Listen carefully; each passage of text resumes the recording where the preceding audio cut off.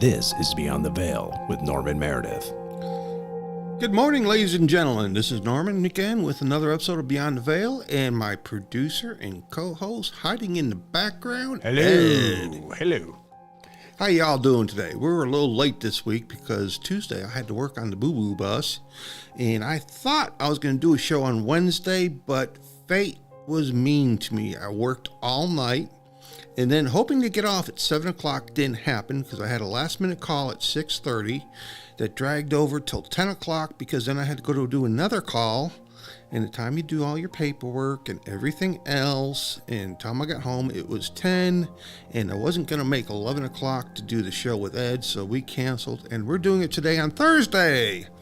So, tonight, we're going to talk about something that'll be kind of warm and dear to Ed's heart since he is a native Pennsylvanian. Pennsylvanian? Yes. That's right. And did you know I lived up in Pennsylvania with my first wife for a little bit? No. Where'd you live at?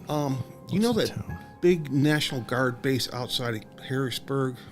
Indiantown Gap. Indiantown Gap. Fort Indiantown Gap. Yes, I lived there with my first wife. I'm sorry to hear that. Yeah, me too. up there in the little bit of mountains that they have. You know. Susquehanna Valley. Yes, and that's where I learned that artillery sounds like thunder. Because that Indiantown Gap has a range on it that both the Air Force and the Army uses. Interesting. Yeah, I never knew what artillery sounded like until I moved up, until I was living there, and then one Friday night and Saturday night, I'm hearing what sounded like thunder, and I'm like, what in the hell is that? And then I realized it was artillery fire. All right, tonight, like I said, we're going to talk about Pennsylvanian cryptids, and we're going to try to keep on this trend about talking about cryptids from each state. And this is an example of some of the cryptids we're going to talk about tonight. Are you familiar with any of these, Ed, from your home state? My home country, yes. I am relatively familiar with just a couple of them, but at the same time, I didn't really pay attention to it. You weren't into that. I wasn't super into it, or even dabbling. Yeah. If you will. But I've heard of some of these, but if you're asking me to look at that picture and read that, not a chance. I cannot see that. I know. And I was surprised by the variety that Pennsylvania holds. And especially, look at the bottom row. What is one of the bird there? I was surprised about the Thunderbird. I mean, I've heard one or two stories about the Thunderbird. The only Thunderbird I know came in a bottle. Of course. There's always that nice car that was there, too, remember? Mm-hmm. That was a beautiful Ford vehicle. Thunderbird. Yeah. All right, we're going to talk about some that are on this list and some that are not. All right, the first one on this list is the albatross. Go back one. Oh. Okay, we got the albatross and... Albitwitch? Yeah. I bet you I put it after Bigfoot. Could be. Is it that one? That's it. The albatross, okay, it is, and I'm going to read you a little description here, okay? It's a small, 4-foot-tall, ape-like creature known as an apple snitcher. Now, Pennsylvania is famous for its apples. It is said to inhabit the Susquehanna River area, specifically around Chickee's Rock, and is known to steal picnics. You know who else steals picnics? Yogi Bear? Yogi Bear. Hey, boo-boo. There's the first thing I think, this is possible. It could be a baby Bigfoot that was running around in that area, an adolescent. Right. Or the very possibility is maybe somebody had a pet chimp or other type of creature like that, and it escaped. Wild. I know that is wild, but stealing picnics, that's why it makes me think it's not a resident area. Because if it was a resident area, it would know where to find food. You know what I'm saying? So yeah. It means like it must have had some form of domestication before and knew what human food tasted like. Or it's half human. Yeah, that's a possibility. There's always the possibility. You know what I'm saying? We can't say for sure or not, but that's always a possibility of the creature being. All right, the next one up would be Bigfoot. He is seen everywhere. And up in Pennsylvania, he is known as Bigfoot. You know, some places call him a skunk ape, some call him Sasquatch, some have different names related to the area. And, you know, we've talked Bigfoot about a lot, and I don't really need to go into to who's, what, where, and when's about Bigfoot because everybody's seen movies, they've talked about it. I mean, you see him in caricatures. I mean, we all know Bigfoot by now. I mean, there's nothing really new to discuss except, hey, Bigfoot's up here too. So he's like almost a national animal if you think about it. Up there with the bald eagle. The only Bigfoot I ever saw in Pennsylvania was a Ford truck with huge tires on it. Really? Yeah. Well, the only Bigfoot I know is my one brother. He's got a freaking huge feet, like 13. I still remember the commercial for that. Is it, we'll see you at the Buck. And it's Bigfoot. There's a big old track out there. So, let's bring up the next one. Dogman? Dogman. Okay, there's two different stories here. We all know that Dogman is a wolf-like creature that walks on its legs. They're vicious. They're about the size of a Bigfoot, in some cases even bigger. And they freaking hate people. They're vicious. They're predator animals. But did you also know that there are stories of wolfmen or werewolves? I think people are just confusing Dogman or the werewolf with the Dogman, and that's why they say werewolf. You know, they might have seen a person in an area, and next thing you know, here's this big hairy creature with pointed ears and a snout, and it looks like a German Shepherd on rabies and steroids, you know? So they assume it was a werewolf that they were seeing. And I think it's a misidentification. But I don't know because I was not there. What do you think about that? I don't know. You know, sometimes some things are just anomalies, and you know, we don't know. People could have been high, drunk, That's always a hallucinating, or it's real. Yeah. Let's move on down our list here, Ed. Let's see what else we got next. We got this one right here. That's another example of the Dogman, but this is where the werewolf story comes in. Is that somebody may have seen one of these Dogmen actually wearing remnants of clothes, and that's how the werewolf story come about. You know, that's probably a good strong possibility. Is we seen somebody wearing clothes, one of these same clothes, but you know what also could be about this possibility? Do you remember some of the old freak shows that circuses had? Yeah. Oh yeah, for sure. Bearded lady and the person with like Siamese twins and and they also always had like the wolf man or the wolf woman that, you know, their features were really hairy and they tried to pass them off as being a wolf person. And it could be, and I'm not saying it what is, not saying it ain't, because remember, we were not there. Maybe they misconstrued somebody that only came out at night because social prejudice. You know what I'm saying? They would make fun of somebody that had a condition with hair. It's possible. I mean, it's a slim one, but there's always that one. There's always that possibility. You know what I'm saying, bud? Oh yeah. All right, let's move on down and see what we got next on our list here. Next on the list is going to be the snake. All right, this was interesting because I couldn't find nothing really much on it. It's called the broad-top snake, a massive legendary serpent to hunt the mountains. And it's supposed to be gray, black, and yellow. And from what I was reading, it's about the size of a log. And because I couldn't find anything, what I did was I went and looked up that Congo incident from 1969 from Africa. And so I thought I'd show you those pictures to try to give an example of what people were I'm going to say allegedly, because, you know, sometimes people see this differences when they see something, because you can have one accident and have 5 different stories. Oh yeah, that's 100%. And so, you know, this here snake that we're looking at that's eating that lizard is, you know, it's black, it's gray, and it's yellow, you know, and it looks to be a standard snake, and probably goes between 4 to 6 feet, maybe at the most. And we do know boa constrictors and anacondas can get huge.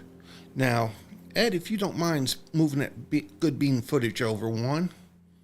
Now, what I'm talking about with the Congo is this creature, that massive boa snake that was seen in 1969 by a Belgian Air Force pilot. You know, it thing was supposed to be, 25 feet, I think, or better, and it was huge, and it has been validated to be real through photo imagery analysis. And this is the thing I'm showing to give an example of the alleged size of the broad-top snake. I'll tell you what, I see something that big and I'm a mag dump and be gone. Oh, yeah. Because I don't like snakes. And then I got one more picture of this bad boy. Right there. And it's a close-up, just to give you an example of what we're talking about for huge snakes. I mean, I'm not a snake guy. Me and snakes, we go two different directions. It goes one way, I go the other. That's just how it is. Let me tell you a funny story. Now, you know I'm a former soldier. Sure. I was in the Army. I served as a peacekeeper overseas. Well, one day my team, we're sitting at this outpost called Outpost Taba outside of Eilat, Israel. And we're sitting there having lunch underneath the tree at the picnic table. And this snake, pit viper, starts showing up. It's only 6 inches long, okay? You've never seen 10 guys going half a dozen different directions from a baby snake. They're the worst, though. Oh, yeah. Pit vipers are worse, especially small ones. Well, they don't know when to let go. So Yeah. they put all the venom in you. Yeah. Yeah, and then somebody got brave and grabbed a shovel and smashed the crap out of it. Mm-hmm. But yeah, snakes scare people. People have a unnatural fear, a lot of folks. Not everybody. There's some brave folks out there, and I give you credit. But not me. I'm new. I don't do snakes. All right, let's go on to the next one. All right. The next one is right here. This is the Gewiggle. Okay, I know it sounds funny. Let me see what my note says here. The Gewiggle. It's from Clinton County. It's a creature described as a hybrid of a wolf, bird, and a horse, often associated with the local legends of the PA Wilds region. Now, really didn't say much, but it kind of looks, it's got cloven foot. Mm-hmm. Kind of looks like a goat's foot if you look at it. It looks like it could be your pet, your next pet. It's got it's nocturnal because it's got the large eyes. It might use a little bit of form of radar because look at those ears on this thing. Yeah, it can hear very well. Here, and then it's showing two different type of snouts, but I think the nose is like normal, so it probably just smells normally. And with those claws, it may be an herbivore. It digs roots and stuff. Or it could be an omnivore where it does eat small animals. I'm sure it probably does. But that thing looks like it could be my next pet. If it's house trainable. All right, let's move on to our next one here, bud. All right, this one here is, let me find my thing. It's a Bigfoot-like creature. I found my notes. It's half walrus. It's not. Or samurai. Yeah, samurai. Where is my note on that one? Not the skunk. Oh, Lord, where did I put that? It's gone. Bigfoot took it. Oh, I apologize, folks. I had a note on it. Now I can't find it. It's a Bigfoot-like creature. And the only difference between it and Bigfoot is the fact that it's got these huge saber teeth. And saber-tooth Bigfoot. It could be a variation of a Bigfoot that's rarely seen, or it was a mutation and its canines just come out more pronounced. And its canines may not be that big. It's just like if you see something horrifying you, everything's going to be freaking big. Oh, yeah. That's what she said. Mm-hmm. But she was right, though, in my case. We digress, folks. Always. We've had too much sugar and caffeine this morning. All right, let's move on to our next one. This here is... Oh, I know what that one was. That was the Brian Athenbeast, I believe. This here... This is... No, that's not the Kettle Creek. Susquehanna. It's not... Yes. No, that's the hippo. Yeah, that's right. Oh, Manatee looking thing. We're going to get to that one here in a minute. this is one of the river monsters. Uh-huh. Racetown Ray, I think. Yes, that's the one. This is a large serpent-like lake monster. Says lake. Nope, that's not Lake Erie. That's not Racetown Ray. Wait a minute. I got two of them. Yeah, there's two of them. This is Racetown Ray. Yeah. This is the Racetown Ray monster. It supposedly lives in Lake Erie, and people reportedly see it. But also, there's another one called Bessie that lives in, and I got that near the end. Mm-hmm. It looks like a giant sea monster. That's the Lake Erie monster, Yes. Bessie. Sort of like Nessie. Yes, it looks like a Plesiosaurus, some say. Some say it looks like similar to this. I got some pictures near the end. I'll show them to you. I'll bring them back up. And we'll go on from there to our next one. You want the next one? Please. There it is. That is a squonk. How big is that? It's not very big from what I understand. It's a small pig-like creature with sagging, wart-covered skin that is perpetually sad. It is known for crying constantly, and when cornered, can dissolve into a pool of tears. That's odd. That's odd. I think it's just a creature of despair that maybe, hypothetically saying, because I don't know, maybe it's there to take people's despair away, and it sucks it in. Absorbs it. Yeah. I mean, it might be a good creature. I mean, this is just an AI character, and this was the only one I could find on the creature. Wild. Yeah, I know. Weird, isn't it? What else we got on our list of Got this one right here. All right, the Thunderbird. Like I say, Thunderbirds are seen all over the U.S. And, I'm starting to think there may not be a portal, but they are alive. It's just that they're so few in number. Bless you. And because they're a big creature, they have a very long range for territory. You know what I'm saying, Ed? Mm-hmm. And that's why we see them all over. Bring up the next one on it. I've got two. And this was like the Native American. This is another. I was thinking Native American, yeah. Another variation of the Thunderbird. And I think this is the Thunderbird is a good sign of peace, I believe, and prosperity, if I recall right, for seeing one. But I think also it could be a sign of war. I've got to remember I have to look it up what the symbolism of the Thunderbird is. But it does represent power. And, the Air Force loves this thing. They use it for their the name for their flying acrobat team, the Thunderbirds. Mm-hmm. And it looks great on the bottom of an F-16. All right, what else we got next here? Susquehanna River Monster. The Susquehanna River Monster. Susquehanna seal, they call it. Looks like a manatee, but got like legs and stuff. Yeah, hippo. Yeah. I mean, those bottom pictures, the first one is manatee. Yeah. I mean, and then there's the seal next to it. I mean, there could be a half a dozen different possibilities. Maybe maybe a seal somehow got upriver. There's river otters, Yeah. stuff like that. Maybe it's a mutation. Like a beaver. Another shot of it right here. I mean, that looks like a hippo. Yeah. I mean, it looks like a manatee in the body. Yeah. It could be a manatee. And it's not little. No. They're freaking not little. That thing is a monster. I mean, right there is shown sort of like a fin-like paw, but not fin. You know what I'm saying? It's a webbed hand. It's webbed. I mean, there's still some stories out there, but like it was in 1860, I believe, was when the first sighting occurred. And you don't hear too much about it, but it's a unique creature to hear about. All right, what we got next up on our list? Next one is Bessie, the lake monster we talked about. So we're not going to stay with here. And I got one more. It shows a creature similar to Bessie, and the plesiosaur that might be in Lake Erie. I mean, with our lakes being so deep, the possibility slim, just like Loch Ness. What I got next after that? Oh yeah, it's a guy from my high school up there. That's the Tommyknockers. These are gnome-like creatures that live in mines. And lots of mines up there. They're mythical, mischievous spirits often heard in abandoned mine tunnel.